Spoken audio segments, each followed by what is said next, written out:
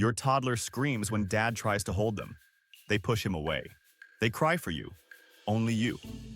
And dad is standing there, doing everything right, wondering what he did wrong. Here's what most parents don't know. This isn't rejection. This is your toddler's brain doing exactly what it was designed to do. And the parent being rejected is actually part of healthy development. In the next 7 minutes, you'll understand exactly why this happens, what's going on inside your toddler's brain, and 3 evidence-based strategies that help the whole family, without forcing anything. A 2021 study from the University of Illinois found that toddlers who show strong preference for one parent actually demonstrate more secure attachment overall, not less. That finding changes everything. You're welcome to The Parenting Brain, where we translate real neuroscience and child psychology research into something parents can actually use. Today we're covering one of the most emotionally charged dynamics in toddler parenting. Why your child clings to one parent and pushes the other away. We'll cover 3 things. 1. What's actually happening in your toddler's brain when they do this. 2. The 3 neurological and developmental reasons this happens. And 3. What the research says you should actually do. Because the most common responses make it worse, not better. No guilt, no blame, just science. Between ages 1 and 4, the brain is going through one of its most intense periods of development. The limbic system, the emotional center of the brain, is highly active, but the prefrontal cortex, the part that regulates emotion and understands nuance, is barely online. This means your toddler cannot rationalize. They cannot think, "Dad loves me just as much as Mom." They can only feel, "I need the person who feels safest right now."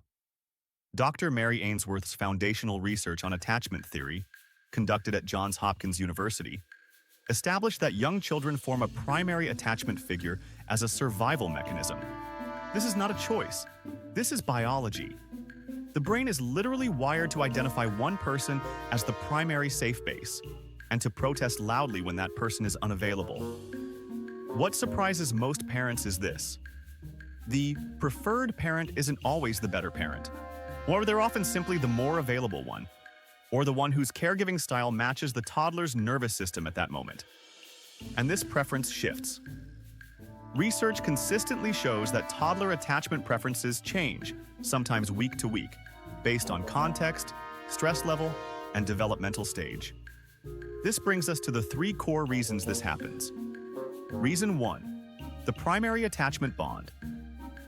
Dr. John Bowlby, whose landmark work at the Tavistock Institute shaped decades of child psychology, described attachment as a biological drive, not an emotional preference.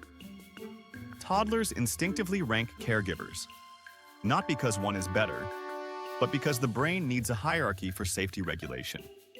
When stress rises, hunger, illness, new environments, overstimulation, the toddler's nervous system automatically seeks the person at the top of that hierarchy. This is called the attachment behavioral system activating under threat. The rejected parent isn't lower ranked because they're less loved. They're lower ranked because the toddler's brain has assigned primary safe base status to one person, and that role is filled. Reason 2. Routine and predictability. Mapping. Dr. Alison Gopnik at the University of California, Berkeley, one of the world's leading experts in toddler cognition, has shown that toddler brains are essentially prediction machines.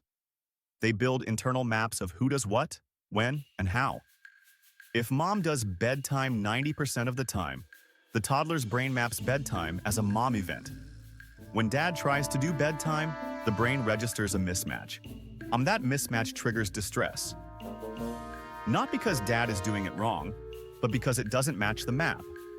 This is why transitions are hardest during routine moments: bedtime, bath time, drop-offs. The toddler isn't being manipulative. Their brain is simply following its own internal script. Reason 3. Nervous system attunement. A 2019 study published in Developmental Psychology found that toddlers show measurable physiological calming, lower cortisol, slower heart rate. specifically with the caregiver whose regulatory style matches their own nervous system type. In other words, some toddlers calm faster with a calm, quiet presence. Others calm faster with animated, high-energy engagement. The preferred parent is often simply the one whose nervous system co-regulates most efficiently with the toddlers. Now, this is not a reflection of love. It is neurobiology, and it means the rejected parent can learn to match their toddler's co-regulation needs and watch the preference shift. So what do you actually do? Strategy 1. Don't force contact. Create low-stakes connection moments. Dr. Daniel Siegel, clinical professor of psychiatry at UCLA and author of The Whole Brain Child, describes forced physical contact during emotional distress as counterproductive. When a toddler is pushed toward the non-preferred parent during a moment of distress, the brain encodes that experience as unsafe. It reinforces the preference rather than reducing it. Instead, have the non-preferred parent become the source of fun, novelty, and low-stakes play. Breakfast together, a silly game, a walk. Let the toddler approach on their own terms. Research shows that within 3 to 6 weeks of consistent low-pressure positive contact, measurable shifts in attachment preference occur. The goal is not to replace the primary bond, it's to build a secondary secure bond alongside it. Strategy 2. The preferred parent steps back, intentionally. This feels counterintuitive. But Dr. Gopnik's research on toddler learning shows that children expand their attachment network when the primary caregiver is genuinely unavailable, not just in the next room.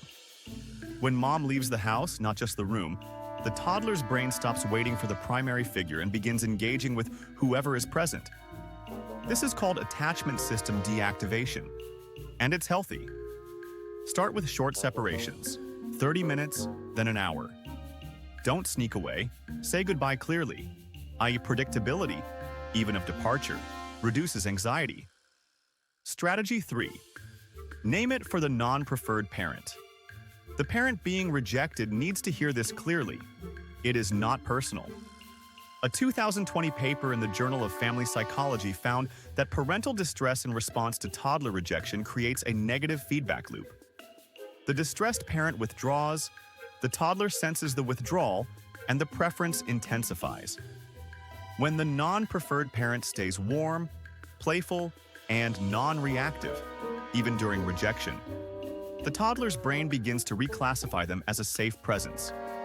It takes consistency. It takes weeks. But it works. When your toddler clings to one parent and pushes the other away, their brain is not malfunctioning. It is doing exactly what evolution designed it to do. Find the safest person and hold on. Though the rejected parent isn't failing, they're simply waiting to be mapped as safe. And that map can be rewritten with time, low-pressure connection, and the right understanding of what's actually happening. If this video helped you see your toddler's behavior differently, that's exactly what the parenting brain is here for. Subscribe so you don't miss the next video. Every week, we take another piece of toddler behavior that drives parents crazy and show you what the science actually says. One question before you go. Which parent does your toddler cling to most right now? And has it ever switched? Drop it in the comments. We read every single one.